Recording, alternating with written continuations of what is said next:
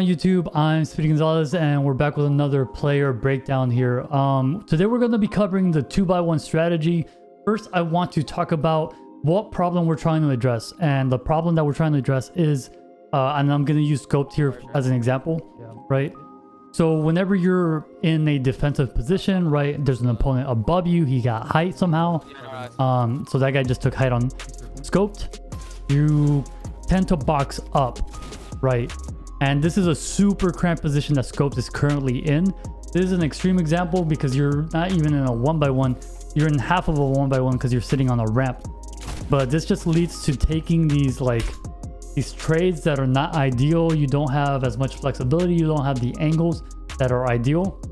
So as an alternative to that, and I'm going to just full screen this for us real quick. Here during the Anas Vod review, we noticed this little simple trick. It's very effective. You make a 2x1 instead of a 1x1. And this allows you to have a lot more breathing room, a lot more options. Here he hits the opponent by using a different wall edit than the one his opponent was attacking. So like a quick breakdown of that is the opponent, in order to attack Anas, he drops down on the ramp, typical thing that we tend to see. And instead of taking the edit, peanut butter, whatever you want to edit on that wall, instead of editing that wall and taking the 50-50, he edits the other wall and surprises the opponent. He does lose the wall, but he does win 97 free damage just by having that extra flexibility that a 2x1 provides. Okay, so moving on to example number 2 of the 2x1. Here we have Anas once again.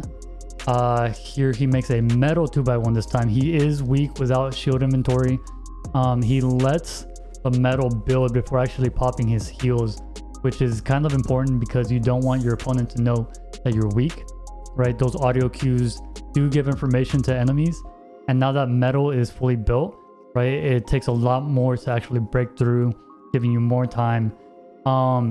This is example number 2, and it's going to be a longer example, but definitely stay tuned because it's a big example. Anas actually wins this fight. So finally, Inspire starts to attack the wall with the ramp there, sees what he can do, you know, gets back into his box. It's just kind of like a bob and weave kind of motion. Inspire takes the wall, and Anas, you know, didn't have that wall placed, which is important, right? And then he places it, he maneuvers like that.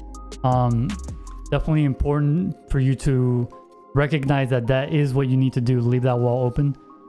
He moves back a little bit, and the key here is he made another 2x1, right? So both walls got taken over there to his north, so he made a 2x1 to his south. And why this is so important is because, as we'll see in a moment, Fire actually goes through this entire tunnel through Anas's edits, and Anas, because he recognizes that Inspire has to go through all these tunnels and through his edits, he actually goes up and double edits in on his own edits, because Inspire is forced, if he wants to continue to attack on the same layer, not go up, right, and get third partied, he has to go through this long tunnel that Anas just created. But that's pretty much the explanation of the 2x1 strategy. If you guys, instead of doing the 1x1 and you're in a defensive position, try to do a 2x1 instead. It gives you so much more breathing room, so much more to work with.